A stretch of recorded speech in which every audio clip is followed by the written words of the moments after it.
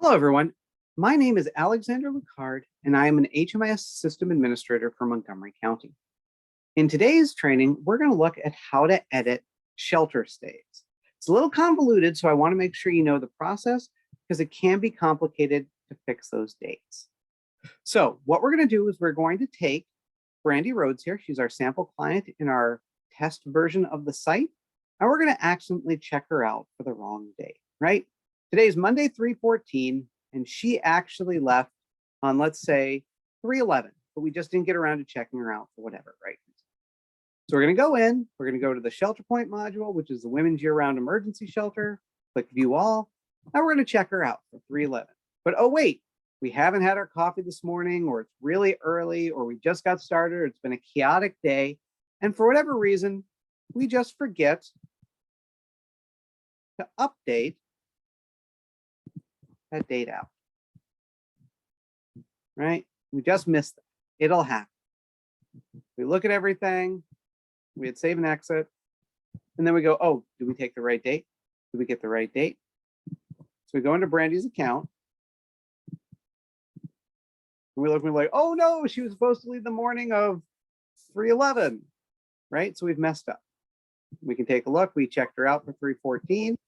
And again, this is an emergency shelter where the low barrier programs have their Shelter Point module and their exit date connected.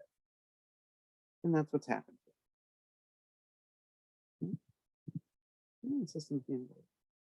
So that's why we have an exit date entered the same as a service transaction.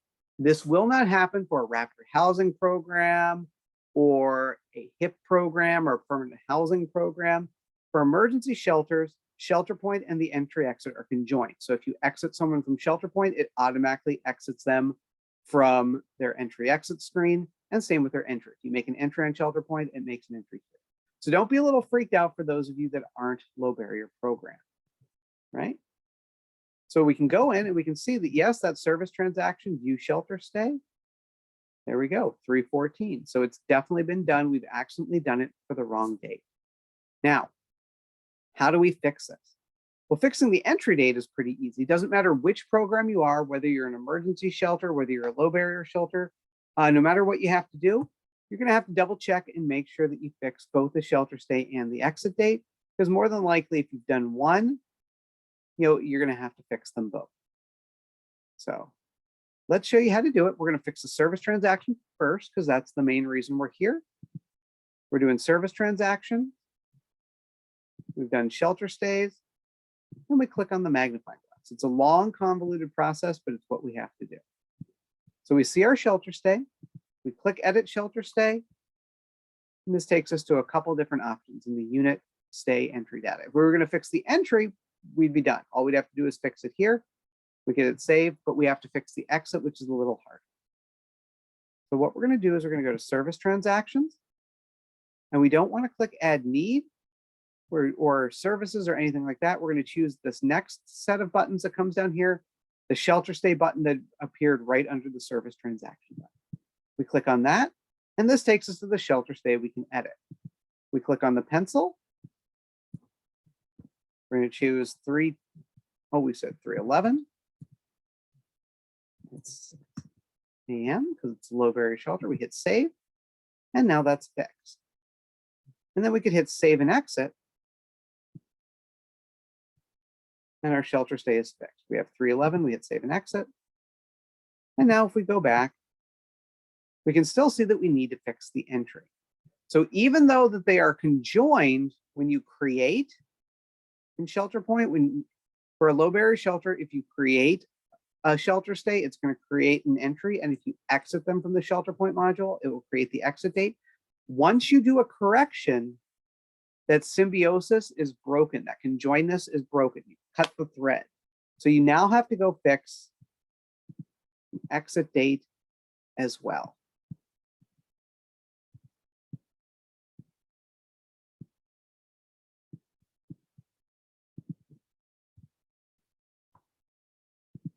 All right. And there we can see that now they're both fixed. Now, this is also going to be very similar for if you're a rapid rehousing or a HIP program, Because they're not connected, there is a chance you might have done one of the two right, the service transaction or the exit date, but you still need to check both. And then let's say we wanted to fix the entry date. Oh, she actually came in on 2/1, right? Again, we go to service transactions, magnifying glass. Oh, we have to fix this, enter shelter stay. And here all we have to fix is that date in.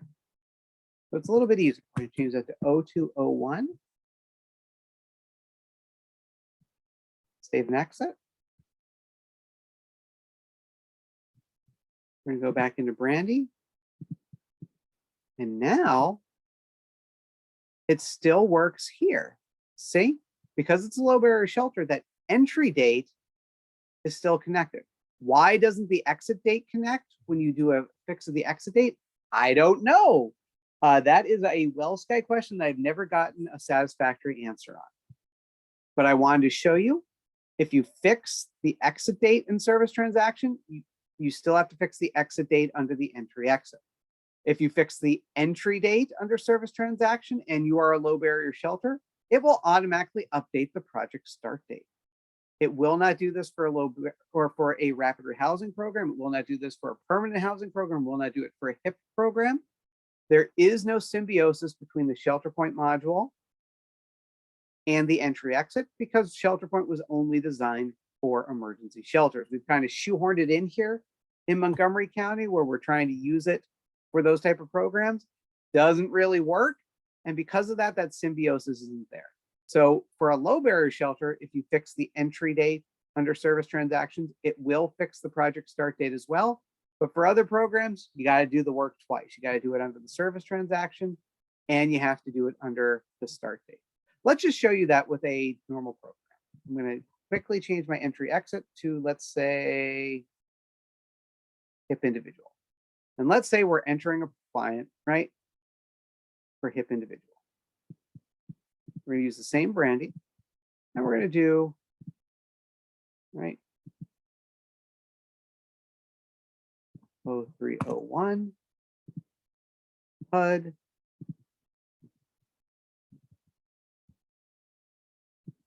right, we've got our entry date, and then we do our housing move-in date interim because she moves in on the 15th.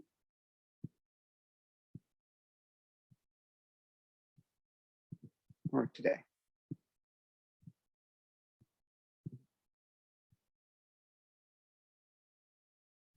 We choose update because again, the test site does not automatically jump to update like it should. And this is why they aren't connected. This is my own theory on why they're not connected, because we have to do the housing move-in date for rapid rehousing and permanent housing programs, right?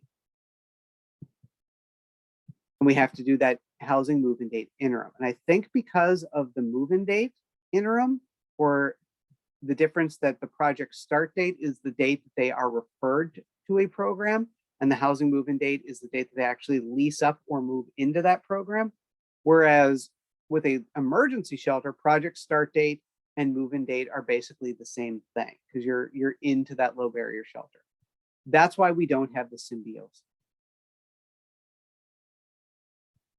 So I just wanted to give a quick demonstration of that. So again, if you, for whatever reason, if individual, you put them in with that move-in date, right? And we're going to do Brandy again.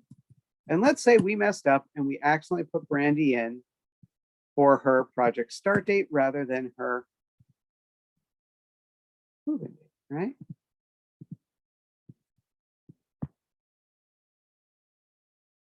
I'm going to go back to Brandy. You can see because we created the shelter point for a non-low barrier program, it doesn't duplicate and create a new HIP individual entry. Whereas it would for a low barrier shelter program.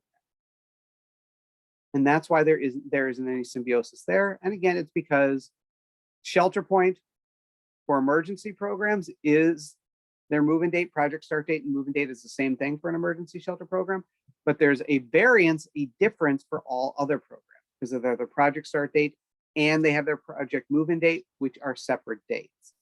And because of that, there's no symbiosis. So if we wanted to go back and fix her shelter point and go, whoops, this is actually supposed to be 3/14 because that's her move-in date. It doesn't mess with the entry date like it would with a low barrier shelter. So again, emergency shelters have a very different workflow for how the shelter point module, the shelter stay interacts with the entry exit, than how shelter point and entry exit interact for all of our other programs. Again, fixing it is pretty much the same process for fixing those exit dates. You're doing that whole service transaction, view shelter stay, right? Magnifying glass, edit shelter stay, service transaction, shelter stay, pencil, edit, save, and then you have to fix the exit as well. So it's a very convoluted process to fix a shelter stay exit, not so much to fix the shelter stay entry as we've seen. You shelter stay, magnifying glass, edit shelter, but then you have 2 or 3 less steps because you're doing the stay data, not service transaction, shelter stay, edit, shelter stay. So it's a convoluted process, which is why we always want to make sure that we're coding correctly. We're getting those entry and exit dates in there correctly. And again, it's a slightly different method for whether you are a non-low barrier shelter or you are a low barrier shelter program. So again, a little convoluted of a process, and it's a very, or I shouldn't say very, it's slightly different process based on whether you're an emergency shelter or not, due to the conjunction of the shelter point module and their entry exits. So that's all I've got for you today. I know it can be a little confusing.